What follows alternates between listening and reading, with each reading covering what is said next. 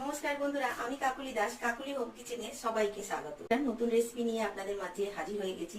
চিংড়ি মাছ দিয়ে কচুরলতি লাগছে। কচুরলতি লাগছে চিংড়ি মাছ, 1.5 খানা টমেটো রয়েছে, আর এখানে 7-8 খানা মতন লঙ্কা নিয়েছি। 1 চামচ সর্ষে, কালো সর্ষে, 1 চামচ সাদা সর্ষে, 1 চামচ পোস্ত দিয়ে দেবো এর মধ্যে সেদ্ধ হওয়ার জন্য। কচুরলতিটা এবারে সেদ্ধ হয়ে গেছে। পরিমাণ মতন কালো জিরে দিয়ে দিলাম। এবার টমেটো গুলো দিয়ে দেবো, নুন, চিংড়ি মাছগুলো দিয়ে দেবো। যেই মশলাটা আমি করে রেখেছিলাম সেটা আমি দিয়ে দেবো। মশলাটা দিয়ে এবার কষাতে হবে। এবার কচুরলতিগুলো দিয়ে দেবো। মতন চিনি দিয়ে দেবো, পরিমাণ মতন হলুদ দিয়ে দিলাম, সর্ষে তেল দিয়ে দেবো।